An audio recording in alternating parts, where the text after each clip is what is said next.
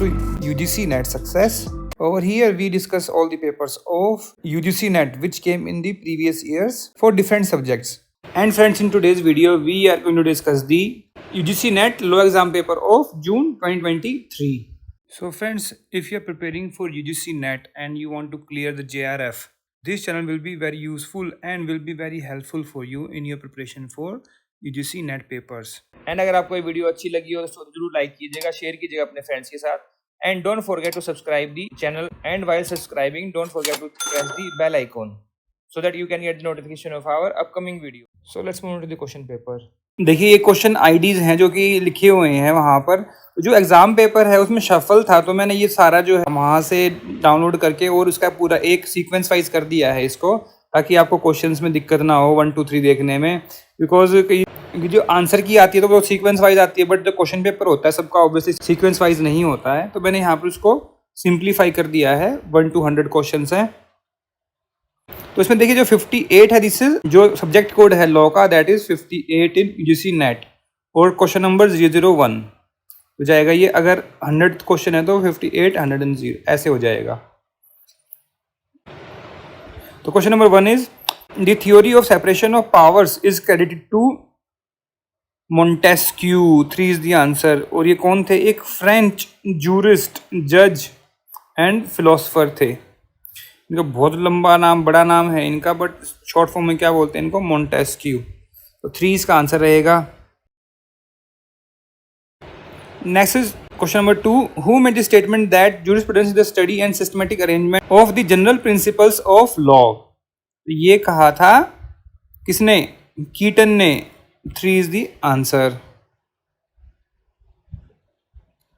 तो इन्होंने ये जूरिस्प्रूडेंस से स्टार्ट किया है क्वेश्चंस को और पूछ रहे हैं कि किसने क्या कहा है जूरिस्प्रूडेंस एंड इंटरनेशनल लॉ में.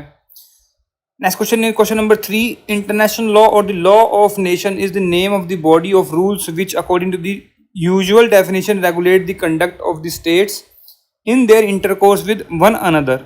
Who said it? Kelsen, Hans Kelsen. 4 is the answer. Next is question number 4. In case of tort of trespass, which of the following defense shall not apply?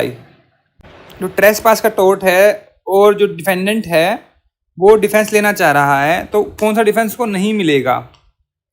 Statutory authority मिल जाएगा, private defence मिल जाएगा, mean profit का मिल जाएगा, but contributory negligence का नहीं मिलेगा. क्यों? क्योंकि contributory negligence क्या होता है कि भाई वो डिफेंडेंट और प्लस कोई और भी third person is also involve, that दोनों की ही कॉन्ट्रीब्यूटरी नेग्लिजेंस है. तो ये डिफेंस थोड़ी हुआ कोई. तो ये 2 इसका आंसर रहेगा. Next question number 5. I promise to pay ₹5,000 and to deliver him my black horse on 1st January next. This is an illustration for which of the following. तो क्या है ये? क्या ये कोई प्रोमिसरी नोट हुआ? नो. जहाँ पर भी कंडीशन आ गई तो प्रोमिसरी नोट नहीं बनता. प्रोमिसरी नोट क्या आता है? भाई I promise to pay ₹5,000 to be, तो ये हो जाता है प्रोमिसरी नोट. बट ये कोई वैलिड प्रोमिसरी नोट नहीं है, तो बिल ऑफ एक्सचेंज तो हो ही नहीं सकता ऑब्वियसली. तो इसमें 2 आंसर रहेगा. देखिए जो पैटर्न जो होता है ना यूजीसी नेट का, उसमें क्या होता है ना कि कंसेप्ट बेस्ड क्वेश्चन ज़्यादा आते हैं, सेक्शन बेस्ड जो है कम आते हैं. Question number 6. With respect to daughters under class 1 heirs in the Hindu Succession Act, which one of the following holds? Daughters means natural born daughters and not adopted daughters. ये बिल्कुल ठीक है. फिर step daughter भी include नहीं होती इसमें. Daughter includes posthumous daughter. हाँ, उनको शेयर मिलता ही है. लिखा होता है ना सन ऑफ प्रेडिसीज डॉटर या फिर डॉटर ऑफ प्रेडिसीज डॉटर, और daughter of predeceased daughter of predeceased daughter, उस वहाँ तक भी जो है क्लास 1 एयर ही हैं वो. तो ये ठीक है. फिर unchastity of daughter is a bar to inheritance. No, it is not a bar to inheritance. ये हो गया रॉन्ग. तो 3 इसमें आंसर रहेगा. Next is 7. One of the heirs is not included in class 1 heir. तो कौन नहीं होता इसमें? अब देखिए जो आपने अगर क्लास 1 एयर वाला शेड्यूल देखा हो हिंदू सक्सेशन एक्ट में, तो वहाँ पर क्या दिया हुआ है? तो daughter of predeceased, daughter of predeceased, daughter, देखो मैंने अभी बताया था ना डी डी डी, इसको इस तरीके से आप लिख लीजिए. Daughter of predeceased, son of predeceased daughter. तो डॉटर का एक सन था, उसकी डॉटर. फिर सन ऑफ पड़ोसी सन ऑफ प्रिडिसीज डॉटर, तो डॉटर है उसका सन, उसका सन, तो ये वाला नहीं होता। सन ऑफ प्रिडिसीज डॉटर और प्रिडिसीज डॉटर, डॉटर की डॉटर का सन, इसको मिल जाएगा बट इसको नहीं मिलता। ये क्लास 1 नहीं है, कौन है ये क्लास 2 एयर है। तो 3 इसमें आंसर हो गया। अब चेक कर लो बेशक से। Next is 8, the grand function of the law of nature was discharge in giving birth to the modern international law, who said it. ये कहा है हेनरी मेन ने। 2 is the answer. Next is 9. The principle of just cogence is incorporated in which of the articles of Vienna Convention on Law of Treaties 1969? अब देखिए इसके लिए आपको Vienna convention पढ़नी पड़ेगी। मतलब ऐसे क्वेश्चन पूछे हुए ना वियना कन्वेंशन के, रियो डिक्लेरेशन के, मतलब ये चाहते हैं कि सारी आप वियना कन्वेंशन और डिक्लेरेशन पढ़ के जाओ। तो ऐसे क्वेश्चन में कुछ नहीं कर सकते, तुक्का आप मार सकते हो। इसमें नेगेटिव मार्किंग तो नहीं होती है इसमें obviously.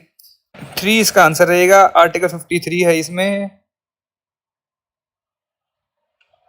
Next is 10, which of the following is correct. The only right which any man can possess is the right always to do his duty. ये डुगुइट की थ्योरी है, बिल्कुल ठीक है ये। तो social solidarity a natural principle is given by, ये भी डुगुइट ने ही कहा है, जूलियस गिर्क नहीं है, तो ये हो गया रॉन्ग। फिर पाउंड की थ्योरी कौन सी है, लॉ इज सोशल इंजीनियरिंग, ये हो गया गलत, और इसका मतलब ये भी गलत है। फिर यूटिलिटेरियनिज्म किसका है, जेरेमी बेंथम, तो ठीक कौन सा हुआ इसमें से, फिर 1 is the answer.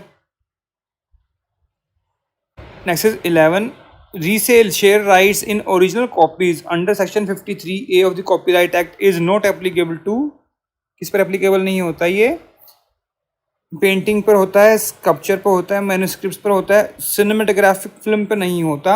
4 is the answer. Next is 12, देखिए मैं हमेशा बताता हूँ कि ये वॉयरिज्म, स्टॉकिंग, इन पर हमेशा क्वेश्चन तो आता ही आता है। सेक्शन कौन सा है वॉयरिज्म का, सेक्शन 354C। तो पनिशमेंट कितनी है उसमें, for a second and subsequent conviction, पहली कितनी है, अप टू 3 ईयर्स, के बाद फिर नॉट लेस देन 3 ईयर, तो 3 इसका आंसर रहेगा। Next is 13, motor vehicle act 2019 has amended the following act, कौन सा एक्ट अमेंड किया है, ओरिजिनल मोटर व्हीकल एक्ट, तो मतलब पूछ रहा है कि मोटर व्हीकल एक्ट कब का है, 1988 का, तो 1 is the answer. Next is 14, which of the following theories of punishment provides that crime is a disease and object should be to cure disease, तो ये रिफॉर्मेटिव थ्योरी है, रिफॉर्म करना है। 2 is the answer. Next is 15, which of the following legal maxims is not related to tort, ubi just ibi remedy where is right there is remedy, ये तो है ही है। वॉलंटी non fit इंजुरिया, ये भी है। रेव्स इप्सा लॉकिटोर, ये भी है। पारी दिलिक्टो, ये नहीं है। पारी दिलिक्टो का मतलब क्या होता है, इक्वल इन फॉल्ट, ये नहीं है। Res ipsa loquitur, things speaks for itself, voluntary non fit injury है कि आपने खुद voluntary taking injury, you can not claim compensation, है ना। तो 4 इसका आंसर रहेगा। Next 16, which one of the following is not covered by schools of jurisprudence, historical school है, रियलिस्ट स्कूल है, सोशियोलॉजिकल स्कूल है, क्रिटिकल स्कूल नहीं है, ऑब्वियसली 4 इज द आंसर। कई क्वेश्चन इजी थे बट बाकी पेपर जो बहुत टफ था ये। Next is 17, by which writ the decision of highest tribunal of a state can be revised, certiorari, 3 is the answer. Next 18, the Berne Convention 1886 deals with copyright law, 1 is the answer. Next is 19, the bailment of goods as security for payment of a debt or performance of a promise is called pledge, 4 is the answer. कहाँ mention किया गया है ये, section 172 contract act में। Indemnity के बारे में कहाँ मेंशन किया गया, section 124, guarantee 126 in contract act. Next 20, the following is known as safety net in international humanitarian law. तो देखिए लीव एंड मास का मतलब क्या होता है, एक फ्रेंच वर्ड है इसका, मास, इसका मतलब क्या होता है, मास अपराइजिंग, मतलब जो रेवोल्यूशन होती है और जो लोग निकल के आते हैं उसको बोलते हैं लीव एंड मास। अभी हॉर्स दे कॉम्बैट का मतलब क्या होता है? Little meaning is out of action.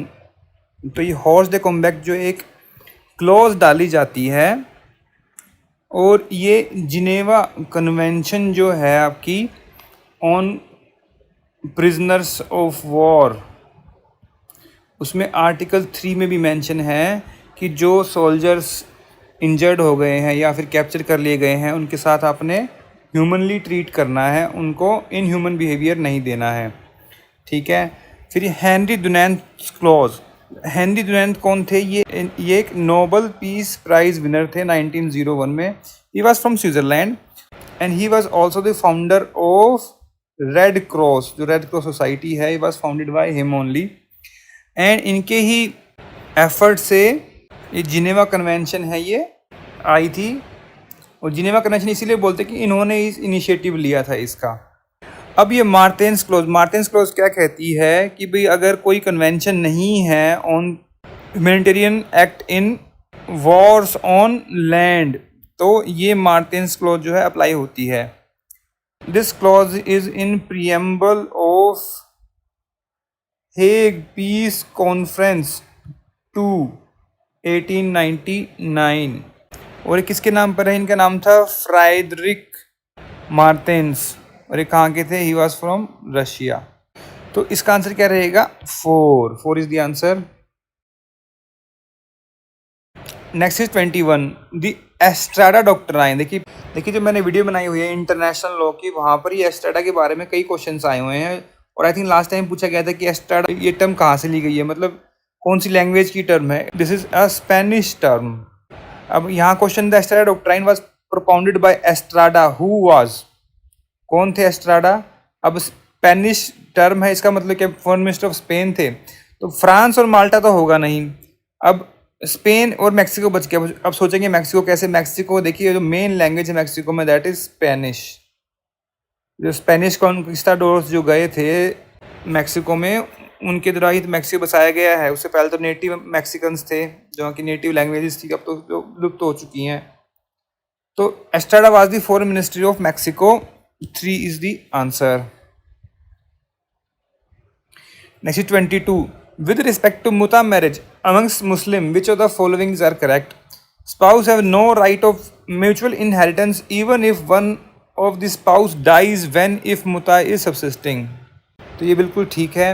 फिर husband has no right of talaq though the parties are free to terminate it by mutual consent। ये बिल्कुल ठीक है। Children of muta marriage are ये लेजिटिमेट होते, लेजिटिमेट नहीं होते, तो ये हो गया रॉन्ग। तो both 1 and 2 are correct. 4 is the answer. और इसमें डाइवोर्स के राइट्स नहीं होते, इसमें क्या होता है? हिबाए ए मुद्दत। तो अगर वो दे दिया, मुता मैरिज का मतलब ही क्या है ना? फॉर अ पीरियड, मुद्दत के लिए। मुद्दत का मतलब क्या होता है? For a temporary period. हिबाए मुद्दत का मतलब क्या होता है? You have given a gift और a amount for the time you spend in the marriage. 4 is the answer. Next is 23. The owner of copyright of the sound recording has which one of the following right under section 14E of Copyright Act? To encrypt the sound recording ये नहीं है। To make an adoption of sound recording no. To communicate the sound recording to public ये वाला है। And to make an translation of work recording sound recording ये नहीं है 14E में। तो 3 इसका आंसर रहेगा। Next is 24. In which case the principle of prospective overruling was laid down? तो कौन सा केस था ये? ये था IC Golaknath versus state of Punjab. और ये कब आया था? 1967 में। SP Gupta versus union of India, this is the क्या बोलते हैं इसको? फर्स्ट जजेस केस। कब आया था? 1982। सुनील बत्रा वर्सेस दिल्ली एडमिनिस्ट्रेशन, किस चीज़ पर था ये? On prisoners right. ठीक है। MC Mehta versus union of India आप जानते ही हैं, ऑन एनवायरनमेंट। सुनील बत्रा वाला केस कब आया था? 1978 में। 2 इसका आंसर रहेगा। Next is 25. Who made the following statement? Life of law is not logic, it is experience. ये स्टेटमेंट है किसकी? O.W. Holmes junior. 3 is the answer. Next 26. Which one of the following is incorrect? Patents are granted to encourage inventions, बिल्कुल ठीक है। फिर protection and enforcement of patents contribute to technological innovation, बिल्कुल ठीक है। Patented invention shall be available at reasonable affordable price, ये बिल्कुल ठीक है। Invention shall be published before applying for patent, no, ये तो गलत हो गई, ये टोटली गलत है। ये तो अगर पब्लिश कर देंगे फिर पेटेंट किस बात का, फिर सब उसको कॉपी कर लेंगे। 4 is the answer. Next 27, which of the following select combination of words from the preamble of the constitution of India is in correct order. कौन सा करेक्ट ऑर्डर में है ये? Fraternity assuring the dignity of the individual and unity integrity of the nation, ऐसे लिखा हुआ है ना, तो 2 is the answer. This is 28. Who made the following statement? Large part and as many would add the best part of law of England is judge made law, that is to say consist of rules to be collected from judgments of the court. ये किसने कहा है? Dicey ने, तो 1 is the answer. Next 29, which of the following case is popularly known as Taj trapezium case. अभी देखिए 2022 में judgement की फिर से जो है न्यूज़ में आई थी. कौन सी जजमेंट है ये? MC Mehta versus union of India 1997 वाली, तो 1 इसका आंसर रहेगा. क्यों न्यूज़ में आई थी? बिकॉज जो ये ताजमहल का जो एरिया है उसके आसपास इंडस्ट्री, फ्लाइट सब कुछ बैन है अब, लेकिन कोर्ट ने बोला कि भाई टूरिज्म को बढ़ाने के लिए अब फ्लाइट्स को जो है सिर्फ फ्लाइट्स के लिए ज़्यादा फ्लाइट्स को अब इनबाउंड कर दिया है कि भाई इससे टूरिज्म पर इफेक्ट पड़ रहा है, इकोनॉमिक जो अब स्टेट है उस पर भी इफेक्ट पड़ रहा है. नंबर ऑफ फ्लाइट्स इन आगरा को बढ़ा दिया गया है इस केस के द्वारा, ठीक है ना. Next is 30, which jurist gave the classification of the sources of law as A binding and B persuasive. ये कहा है कीटन ने. 1 is the answer.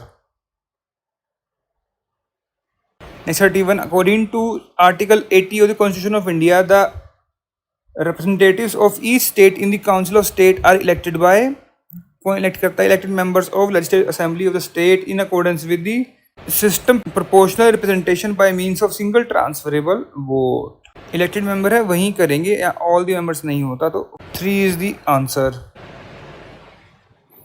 Next 32, under which of the following principle is the polluters pay principle is एनविसाज्ड. तो ये है principal 16 of Rio declaration. अब बताओ, मतलब आपको जो है ये रियो डिक्लेरेशन भी पढ़नी पड़ेगी. 3 is the answer. Next 33, the strict adherence to the rule of locus standi was diluted first in Ratlam municipal council versus Vardichand. 3 is the answer. Next 34, given below are two statements. To constitute tort, statement 1 है there must be some act or omission on the part of the defendant, बिल्कुल ठीक है. Next statement है the act or omission should result in legal damage, ये बिल्कुल ठीक है. तो दोनों स्टेटमेंट ही ट्रू हैं, तो 1 इसका आंसर रहेगा. 1 इज द आंसर. जो आंसर की में आंसर दिया गया था 4 दिया गया था, but that is not correct. तो पहला ही इंग्रेडिएंट ऑफ टोर्ट जो है तो स्टेटमेंट 1 है. Next question number 35, Who wrote the book Concept of Law? बहुत ही कॉमन क्वेश्चन है ये. किसने लिखी है? HLA हार्ट ने. 4 is the answer. Next 36, in the light of the following article of the Constitution of India, the Environment Protection Act was enacted under Article 253. 4 is the answer. और क्या है article 253? एक बार देख लीजिए, ध्यान रहेगा. फिर देखो ये है 250, power of parliament to legislate respect with matter of state list if proclamation emergency in operation. ठीक है, इमरजेंसी के टाइम पर पार्लियामेंट लॉ बनाएगी. फिर अगर कोई इनकन्सिस्टेंसी है provision made parliament and legislature 251 है.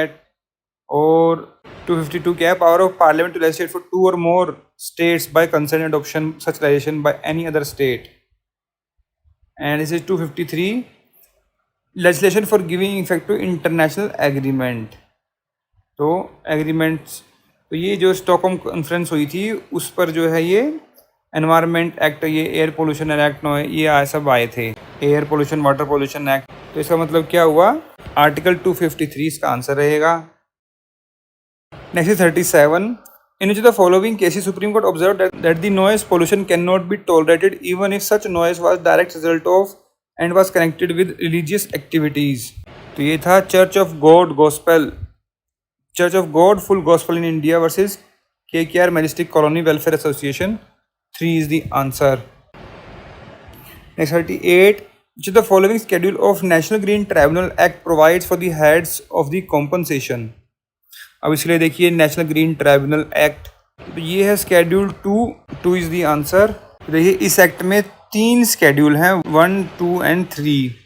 तो शेड्यूल 1 क्या कहता है, तो इसमें एक्ट्स हैं जो सेक्शन 14, 15, 17 में मेंशन किए गए हैं, कौन से, जिन पर ट्राइब्यूनल का ज्यूरिसडिक्शन है फॉर सेटलिंग डिस्प्यूट, जैसे कि water pollution act, air pollution and all that. और शेड्यूल 2 में क्या है, कॉम्पनसेशन के लिए है। एंड शेड्यूल 3 क्या है, यह अमेंडमेंट इन सर्टेन एक्ट्स। इस एनजीटी जब ये एनफोर्स हुआ तो सर्टेन एक्ट्स को जो है अमेंड कर दिया गया था। 2 इसका आंसर रहेगा। 39 section 28 of Indian forest act provides for. अब देखिए बहुत ही ज़्यादा कॉमन क्वेश्चन है ये, कैसे, अगर आपने HP सीरीज़ देखी हो मेरी, SP के एग्ज़ाम जो आए थे, तो उसमें मैंने एक Indian forest act, Indian wild life act की एक स्पेसिफिक वीडियो बनाई हुई है, तो वहाँ पर इतना कॉमन क्वेश्चन है, इतनी बार पूछा गया है HP सीरीज़ में। तो क्या होता है ये, formation of village forest. 3 is the answer.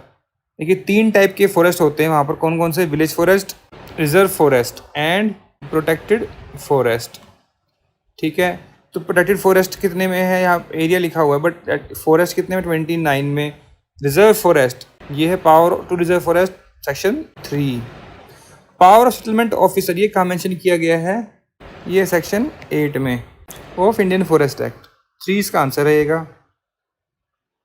ऐसे 40 अब अदर्शन रीजन वाले क्वेश्चन आ गए, ये बड़ा इरिटेट करते हैं वाले क्वेश्चन, बहुत ही टफ रहते हैं ये। तो असर्शन है, the polluter pay principle says that absolute liability for the harm to the environment extend not only to the compensate the victim of pollution but also to cost of restoring the environment degradation. ये बिल्कुल ठीक है। फिर the case MC Mehta से Kamal Nath other has decided so no, ये इस case में नहीं कहा गया था। केस कौन सा था ये केस था Vellore citizen welfare forum versus union of India 1996। ये हो गया इनकरेक्ट, तो A is correct, R is not correct, 3 is the answer. Next 41, Asha a journalist employed writes a story in the newspaper. Deepak makes a film based on the story. Raghu and Rekha plays the lead role in the film. The dance in the film is choreographed by Ajay. तो अब बताना है इसमें कौन कौन से ठीक हैं। तो Asha is author of the literary work, ये बिल्कुल ठीक है। Proprietor of the newspaper has copyright on the story in the absence of contract regarding copyright. नहीं, कॉपीराइट भी तो इसी का रहेगा, आशा का, ये न्यूज़पेपर का थोड़ी बन जाएगा वो। ये हो गया wrong. Proprietor of the newspaper has only publication right, ये बिल्कुल ठीक है। फिर Raghu and Rekha have performers right, ये भी बिल्कुल ठीक है। Ajay is author of the choreograph का है, म्यूजिक का नहीं है, तो ये हो गया रॉन्ग। तो फिर इसमें ठीक कौन सा हुआ, A, C and D, 2 is the answer. Next 42, about administrative tribunal, supreme court recommended in 2010 Madras bar association case the tribunal should not become post retirement haven for civil servants, बिल्कुल ठीक है। Members of the tribunal should be independent person and not serving civil servants, ये बिल्कुल ठीक है। Member of tribunal should retain lien in any government department, ये नहीं कर सकते। फिर tribunal should resemble more the courts and not bureaucratic boards, बिल्कुल ठीक है। Tribunal must depend on government for infrastructure facilities, ये ज़रूरी नहीं है। तो इसमें क्या ठीक हुआ फिर, A, B and D, तो 4 is the answer. Next is 43, statement A है, international law recognizes general duty of state in respect of extradition. No, वो तो ट्रीटीज़ हैं अगर आपस में तो एक्सट्राडिशन आता है, वैसे जनरल ड्यूटी तो नहीं होती स्टेट की। फिर international law does not recognize general duty of state in respect of extradition, है बिल्कुल ठीक। तो दोनों कॉन्ट्राडिक्टरी हैं, तो इसमें से एक ही ठीक होगा, B इज करेक्ट। फिर extradition depend on provision of existing extradition treaties, देखिए जैसे मैंने बताया, बिल्कुल ठीक है ये। Countries may grant extradition without a treaty, हाँ कर सकते हैं, कोई मनाही नहीं है। फिर customary international law governs extradition, no ज़रूरी नहीं है ये। तो इसमें ठीक क्या हुआ फिर, B, C and D, 4 is the answer. This is 44, as per Salmond there are 4 distinct kinds of right, कौन कौन से राइट है, सालमन जो बताता है liberty is right, power, immunities, kindness का नहीं है, तो ABCD only 2 is the answer. Next 45, with respect to valid condition of Hindu marriage under section 5 of Hindu marriage act which of the following are true? Neither party has spouse living at time of marriage, बिल्कुल ठीक है। Mental capacity भी आ गया। Ceremonies of marriage, ये कहाँ पर? Section 7 में है ये तो। Parties are not within the prohibited degree, ये भी ठीक है, ये 5 में है। नो इम्पोर्टेंस ये नहीं है, तो A, B and D, तो 2 is the answer. Next 46, treaties may be terminated, can not be terminated. Question ये कॉन्ट्रोवर्शियल पूछ लिया यहाँ पर, और इस क्वेश्चन को जो डिलीट कर दिया गया था। Next 47, which of the following is true regard to iddat period? Iddat of widowhood is 4 months and 10 days, बिल्कुल ठीक है। The period of iddat begins from the date when she comes to know of divorce and not from the date of divorce is pronounced. No, वो date of pronouncement से ही होता है, ये हो गया रॉन्ग। फिर if the marriage is irregular and is consummated the wife is under obligation to observe iddat, ये बिल्कुल ठीक है। शादी चाहे कैसी भी हो, कंज्यूमेट हुआ है तो इद्दत पीरियड रहेगा, करना पड़ेगा ऑब्जर्व। फिर if wife observe iddat, husband is bound to maintain the wife during the period of iddat, बिल्कुल ठीक है। फिर in case the wife is pregnant, period of iddat extend till delivery of the child, ये बिल्कुल ठीक है। तो ACD is the answer, 2 is the answer. Next is 48, uniting for peace resolution passed in 1950, ये बिल्कुल ठीक है। किसने पास किया था? जनरल असेंबली ने। अब देखो इन दोनों में से एक ही ठीक होगा, तो ये ठीक है, तो ये हो गया गलत। फिर maintenance of international peace and security is primary responsibility of security council की होती है, ये जनरल असेंबली की नहीं है। दोनों में से एक ही ठीक होगा, तो ये हो गया ठीक, ये हो गया रॉन्ग। तो बन क्या गया है फिर इसमें? A, B and D, 1 is the answer. Next is 49, under article 51 of constitution of India the state is righted to endeavour to promote international peace and security, maintain just and honourable relation with the nations, foster respect for international law and treaties obligations, ठीक है। Protect and improve the environment to safeguard forest, ये नहीं है। ये forest वाला कहाँ पर है? 48A DPSP है ना। Encourage settlement of international dispute through arbitration, ये भी है। तो क्या बन गया? A, B, C, E, not D, तो 2 is the answer. Next is 50, which of the following can be registered as trademark under the trademarks act 1999? तो रसोई फॉर हाइड्रोजनेटेड ऑयल, ये कर सकते हैं? नहीं। जुमरी तलैया फॉर पेन, ये कर सकते हैं। Bank for banking service trademark नहीं ले सकते आप। स्क्वायर शेप ऑफ टायर्स, ये ले सकते हो अगर बना सकते हो तो। ऑब्सीन मैटर थी, ये तो कर ही नहीं सकते। तो आंसर क्या रहेगा इसमें? B and D only, 3 is the answer. Next 51, the corporate social responsibility committee of a company carries out the following function, क्या फंक्शन है? अपॉइंट एन इंडिविजुअल और a firm as an auditor, क्या ये CSR committee का काम है?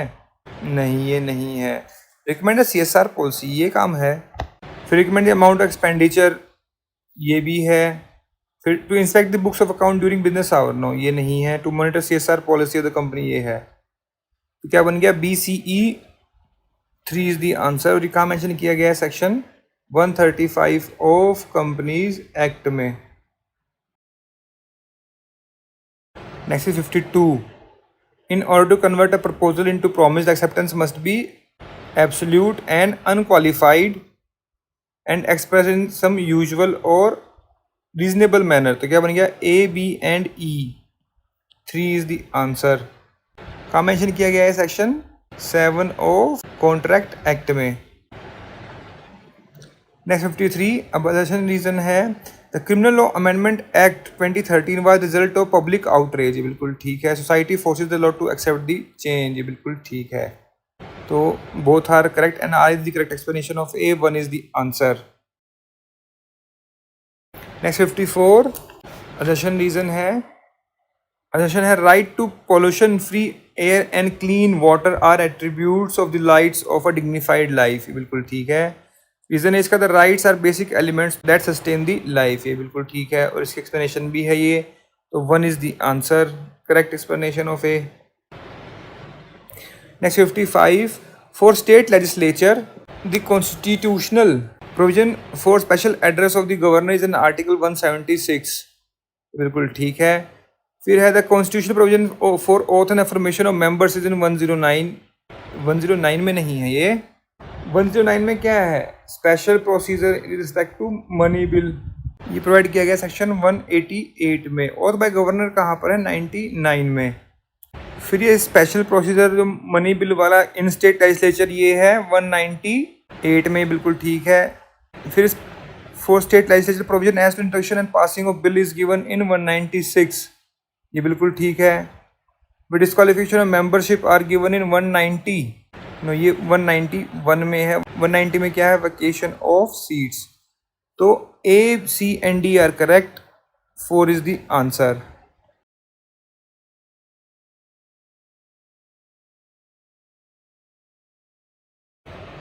Next is 56.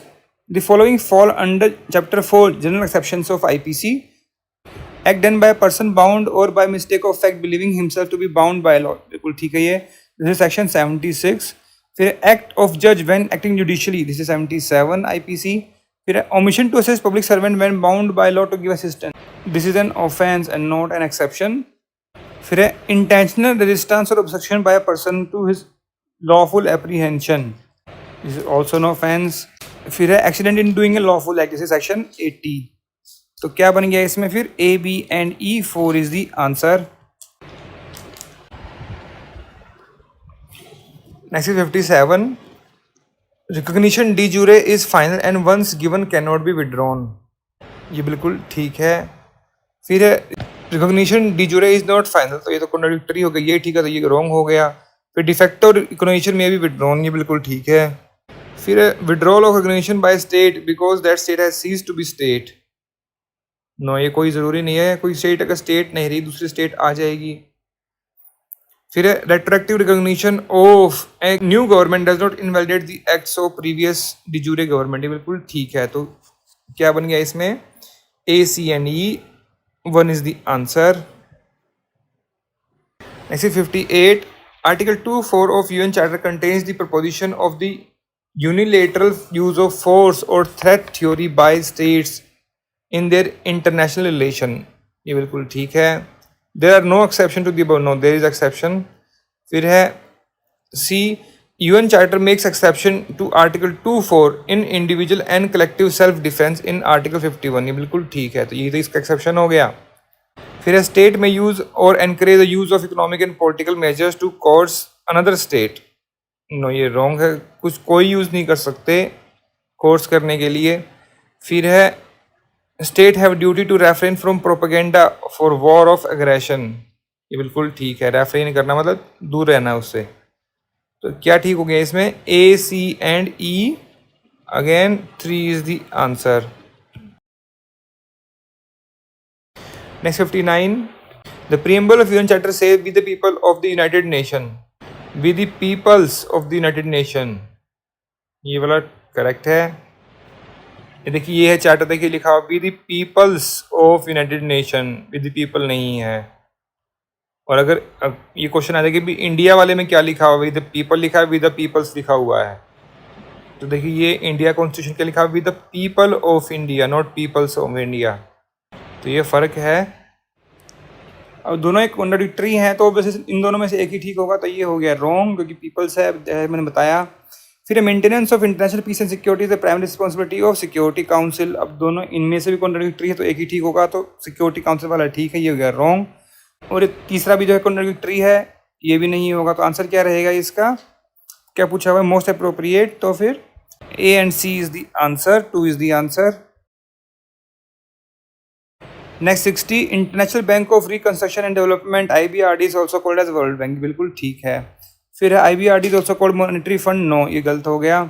फिर Dunkel draft embody result of Uruguay round. Tokyo round नहीं है, तो ये हो गया रॉन्ग. किस पर है ये? WTO ट्रेड पर था ये. डंकल ड्राफ्ट कब आया था? इन 1991. फिर WTO provides for a secretariat headed by director general. ये बिल्कुल ठीक है. फिर दोनों कॉन्ट्राडिक्टरी हैं, ये तो सेक्रेटरी जनरल नहीं होता, तो ये हो गया रॉन्ग। ठीक कौन सा हुआ फिर? A and D, 4 is the answer. Next is 61. With regard to cruelty under Hindu Marriage Act, the following holds true. It is very difficult to define cruelty which can fit in all circumstances. ये बिल्कुल ठीक है। फिर है cruelty can be physical and mentally, बिल्कुल ठीक है। Intention plays an important role in cases of cruelty. No, mens rea यहाँ पर जो है immaterial रहती है। Cruelty should be aimed at the petitioner. कोई ज़रूरी नहीं है, वहाँ पर लिखा हुआ है to victim or any person to whom victim is related. फिर act of complaint must be that of the respondent. No, कोई जरूरी नहीं है, उनके बिहाफ पर कोई भी कर सकता है। ये भी रॉन्ग हो गया, तो ठीक क्या इसमें? A and B only, 2 is the answer. Next is 62. Under the Hindu succession act, heir of a Hindu male fall under the heads class 1, class 2, agnate cognate, sharers नहीं होते, तो A B D E, 3 is the answer. Next 63. Following essentials are to be fulfilled for death to be called dowry death under section 304B of IPC. Statement A है death of a woman within 7 years of marriage, तो ये हो गया wrong. Fact of cruelty harassment by her husband or for or in connection with any demand of dowry, बिल्कुल ठीक है। Fact of cruelty or harassment by any relative of husband or for in connection with demand of dowry, ये ठीक है। Death of a woman within 7 years of her marriage, बिल्कुल ठीक है। Dowry shall have the same meaning as mention in section 2 of dowry prohibition act, ये भी ठीक है। तो बी सी डी ई ठीक हो गए, तो 2 इज द आंसर। नेक्स्ट 64.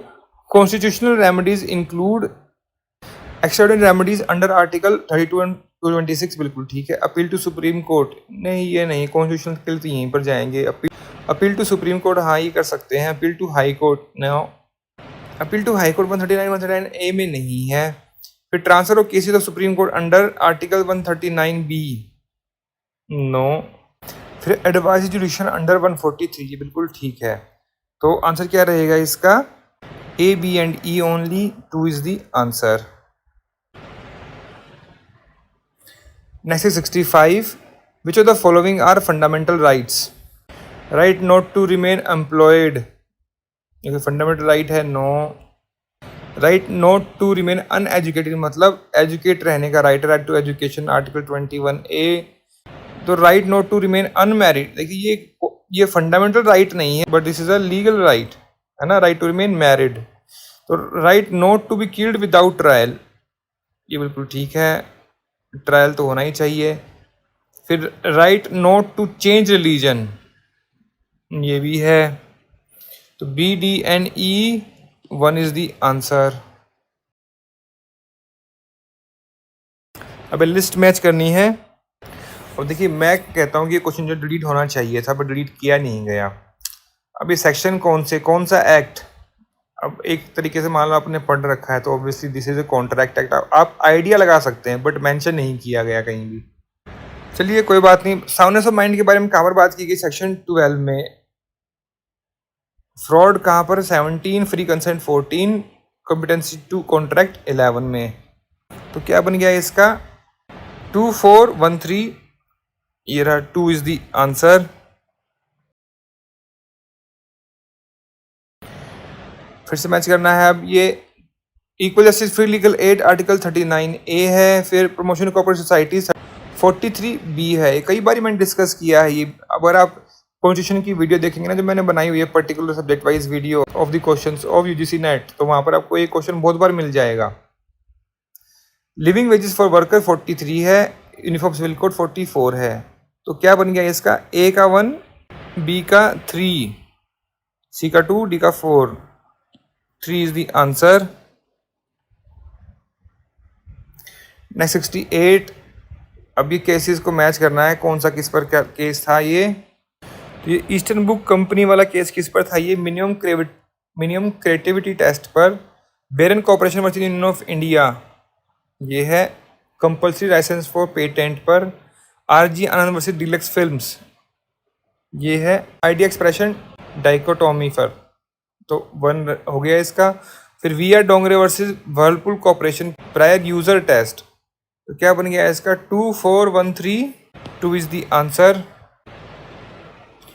अगला 69, अब ये एसिमेट्रिक क्रिप्टो सिस्टम किससे रिलेट करता है, ये डिजिटल सिग्नेचर से।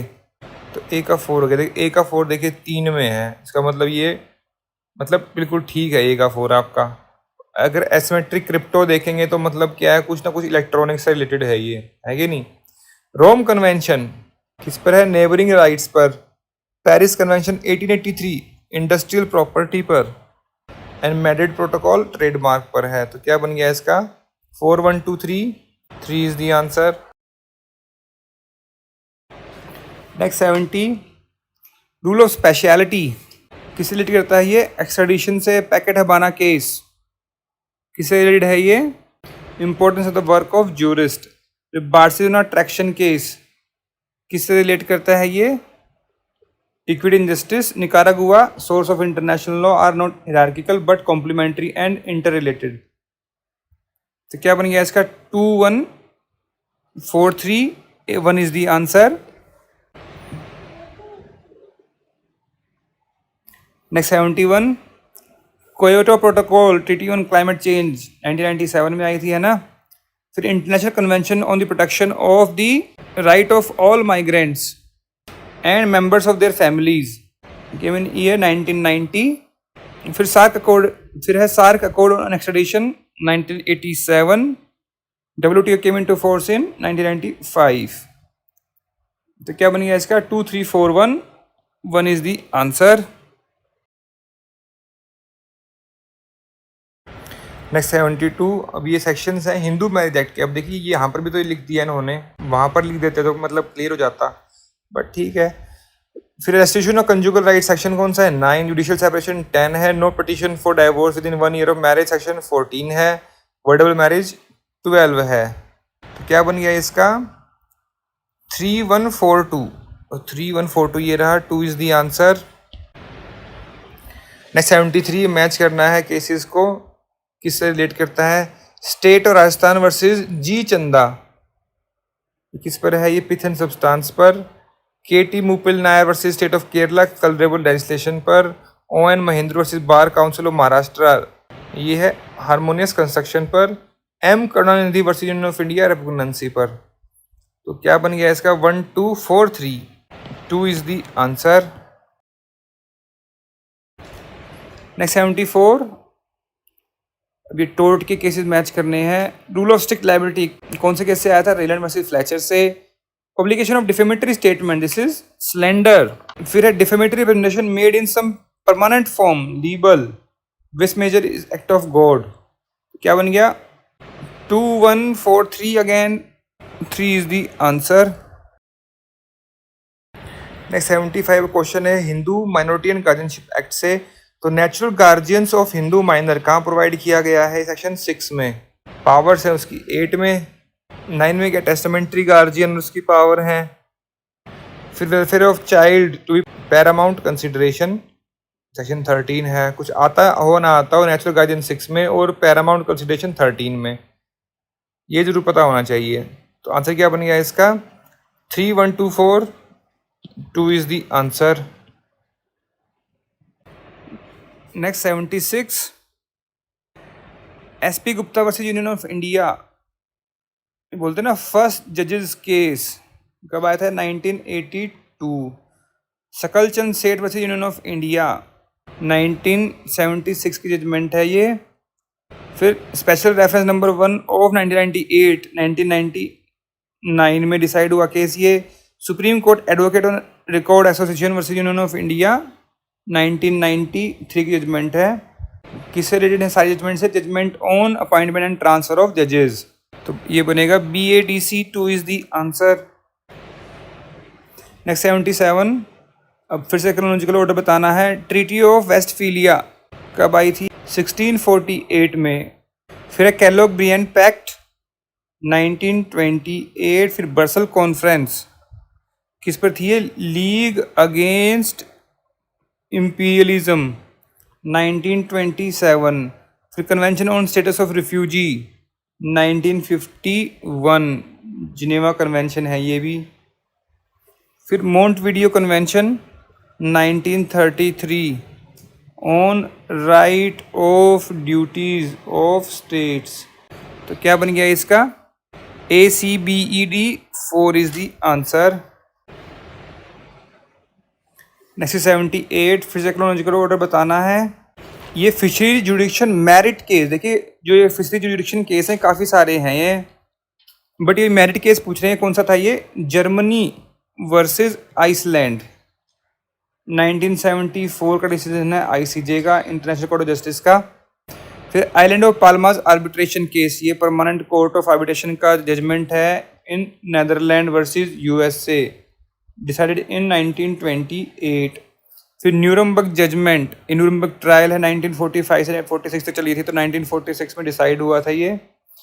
फिर right on passage on Indian territory के, देखिए जो मेन पेपर है वहाँ पर पता नहीं क्या लिखा हुआ है, ये उर्पटांग लैंग्वेज सी, तो समझ में नहीं आया था कि भाई पूछ क्या रहे हैं, बट अगर आप उसको नीचे हिंदी में देखेंगे ना तो राइट ऑफ पैसेज लिखा हुआ है। तो ये था India versus Portugal 1960।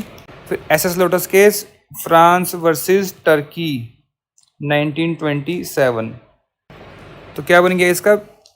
EBCDA 3 is the answer. Next 79, अब बताना current sequence in which an application for grant of patent will be considered. सबसे पहले क्या होगा? फाइल करोगे क्लेम, उसका होगा पब्लिकेशन, फिर रिक्वेस्ट ऑफ एग्जामिनेशन होगा, फिर ग्रांट ऑफ पेटेंट होगा, फिर कोई ऑब्जेक्शन होगी तो वो आ जाएगी। तो क्या बन गया? CBDEA 3 is the answer. Next is 80, अब बताना क्रोनोलॉजिकल ऑर्डर, फिर से केसेस है इंटरनेशनल लॉ के ये। इकमैन ट्रायल, देखिए अगर मेन पेपर देखेंगे ना आप UGC नेट का तो वहाँ पर पता नहीं ये भी उठपटांग कुछ लिखा हुआ है, but this is इकमैन trial.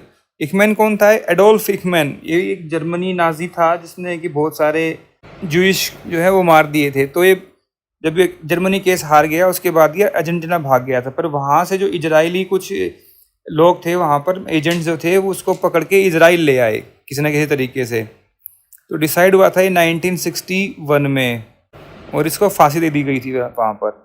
This was the first and last case in Israel जहाँ पर किसी को फांसी दी गई थी।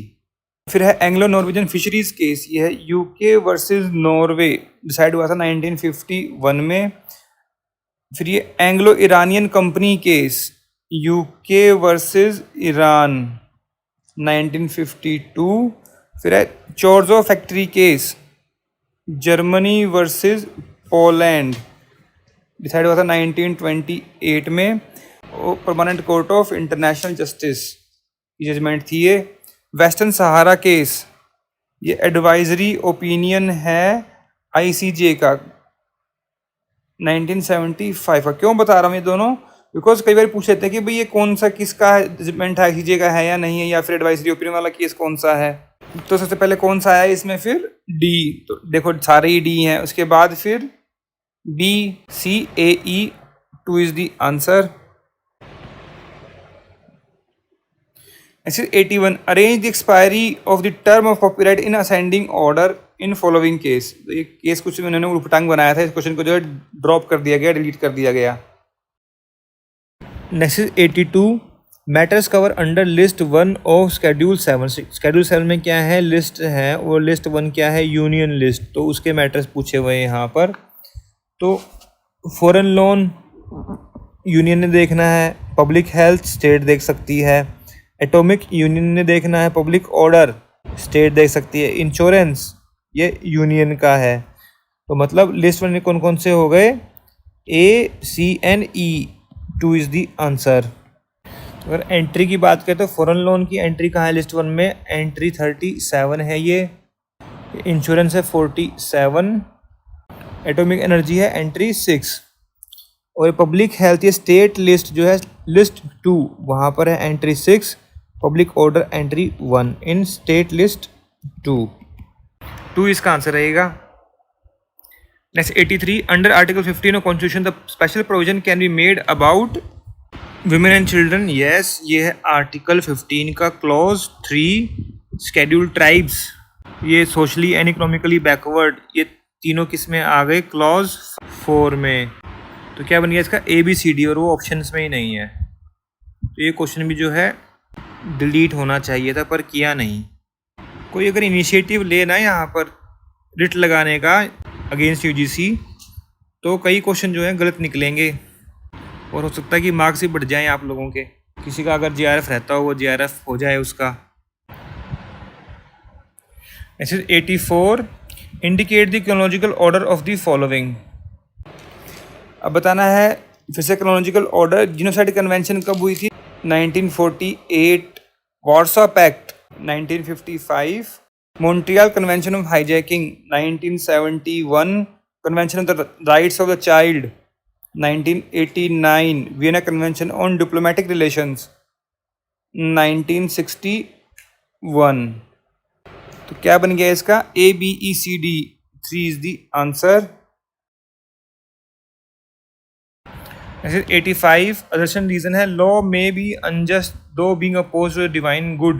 Such law are law by tyrant laws and for this kind must no wise be observed. फिर experiment order is of no effect and its violation is no offense. Experiment order क्या होता है? एक्स्ट्रा ऑर्डनरी ऑर्डर कि भाई आप जो है सर्कमस्टाइल area से बाहर नहीं जाएंगे, मतलब टाइप ऑफ लीगल रेस्ट्रेंट। एक होता है ना रॉन्गफुल रेस्ट्रेंट, भी उसको गलत तरीके से रेस्ट्रेंट कर दिया, ये लीगल रेस्ट्रेंट है। इस क्वेश्चन को जो है ड्रॉप कर दिया गया था, डिलीट कर दिया गया था। नेक्स्ट 86, अदर्शन है from a functional point of view an administrative tribunal is neither exclusively a judicial body nor exclusively an administrative body but it is somewhere between the two. ये बिल्कुल ठीक है। फिर रीजन इसका an administrative tribunal is not bound by strict rules of evidence and procedure. बिल्कुल ठीक है। तो आंसर क्या रहेगा? Both A R correct, R is the correct explanation, 1 is the answer. Next 87, फिर से अदर्शन रीजन है। अदर्शन है multilateral treaties which declare the establish customary international law may bind even non parties. बिल्कुल ठीक है। Article 38 of Vienna convention makes an exception to article 34, 37 of Vienna convention. अब इसके लिए वियना कन्वेंशन भी देख लो। अच्छा ठीक है, ये दोनों ठीक हो गए, 1 is the answer.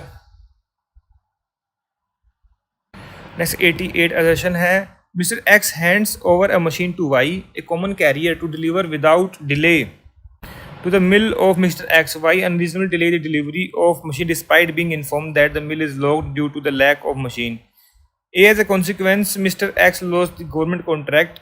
As a consequence, Mr. X lose the government contract. He is entitled to receive compensation that includes the average amount of profit which he would have made during the time for which delivery was delayed, but not for the loss sustained through the loss of the government contract. यहाँ पर जो है ये बिल्कुल ठीक है। Remoteness of damage हो गया ना, अभी कॉन्ट्रैक्ट मिलता, मैं इतना प्रॉफिट कमाता ना, जिस टाइम जो टाइम पीरियड है उसमें अगर कोई लॉस हुआ है तो वो मिल जाएगा। फिर कंपनसेशन फॉर लॉस और damage cause by breach of contract is not to be given for any remote and indirect loss. बिल्कुल ठीक है, करेक्ट एक्सप्लेनेशन हो गई इसकी, तो 1 इसका आंसर रहेगा। नेक्स्ट 89, फिर से अदर्शन रीजन है। Supreme court in Devdutt versus union of India emphasized that now transparency and good governance have been added as a new dimension to natural justice which includes duty to give reason। बिल्कुल ठीक है ये।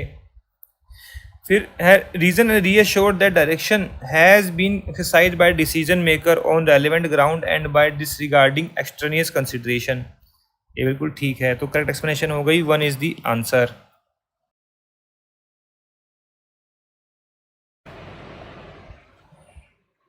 Exercise 90, given below are 2 statements. Assertion reason है। Assertion है article 38(2) of statute of ICJ states that permission in article 38(1) shall not preside the power of the court to decide a case ex equo et bono if parties agree thereto। ये बिल्कुल ठीक है।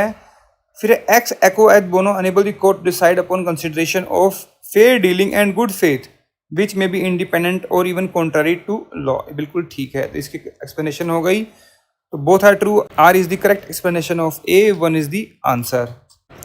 ex equo et bono का मतलब क्या होता है? According to right and good, बोले तो according to equity, justice and good conscience. या कोई लॉ नहीं है तो वो डिसाइड कर सकते हैं कि भाई क्या ठीक है और क्या ठीक रहेगा।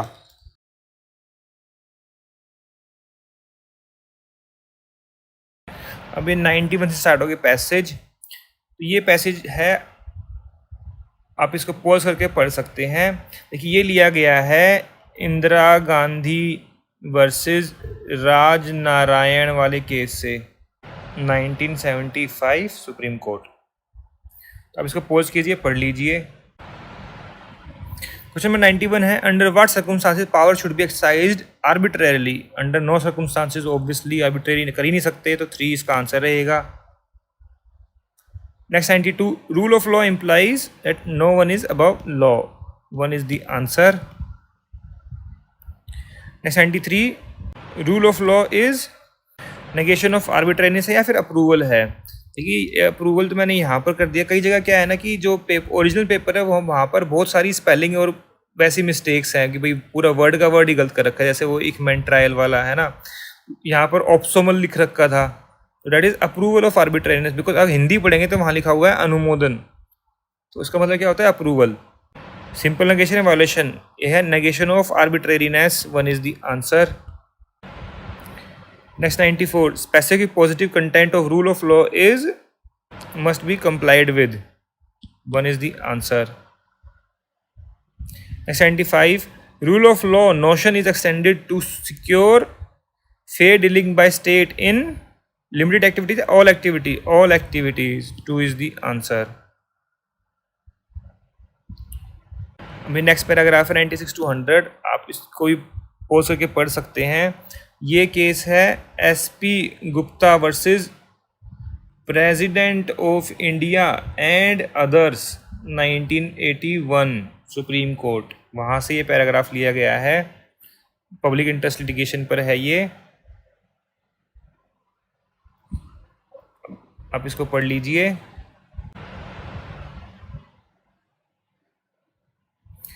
क्वेश्चन नंबर 96 है, choose the first case in which public interest litigation was invoked. तो वो था मजदूर कामगार सभा versus Abdul Bhai. 4 is the answer. Next 97, PIL cases are कौन से केस होते हैं? पब्लिक इंटरेस्ट केसेस, ऑब्वियसली नाम ही पब्लिक इंटरेस्ट लिटिगेशन है, तो 3 is the answer. Next 98, under which article constitution of India one can maintain an application to supreme court for an appropriate remedy in PIL cases. Supreme court में कहाँ जाएंगे? 32 में, तो 4 इसका answer है। High court जाएंगे 226 में। Next 99, article 32 requires various procedural formalities to be gone through by a person seeking to approach supreme court. तो it is necessary to follow all technical formalities even in PIL cases? No, because paragraph में लिखा हुआ है, उस case में बोला गया था कि बाकी केसेज में ठीक है बट PIL में ज़रूरी नहीं है, तो ये हो गया wrong. It is not necessary to follow, तो ये ठीक है। सुप्रीम कोर्ट में even treat a letter address to it as a writ petition in PIL, बिल्कुल ठीक है। इस केस में जैसे कि वो सुनील बत्रावाल से दिल्ली एडमिनिस्ट्रेशन वाले केस में भी जो है लेटर लिखा था जज को, है ना। फिर rule of locus standi is not relax in such cases, is relaxed होगा, तो ये हो गया रॉन्ग। तो B and C are correct, 2 is the answer. Next है 100, in PIL cases Supreme Court on a regular writ petition has insisted that it should be filed by public spirited individual espousing the cause. Choose the correct option. Supreme Court will insist always waive this. तो इस question को जो है delete कर दिया गया था, थोड़ा कंट्रोवर्शियल सा था, कोई एग्जैक्ट आंसर नहीं था इसका। So friends, here we have discussed all the questions of UGC NET Law Exam paper of June 2023. I hope you would like the video. In case you find any discrepancy, kindly inform us and comment in the comment section. अगर आपको इसमें कोई कमी लगी हो, कोई suggestions or advice, so you can always go in the comment section and write it over there. We always appreciate your comments and suggestions. So friends, देखते रहिए हमारे चैनल को and wait for more videos which are coming shortly. Thank you. Thanks very much for watching our videos.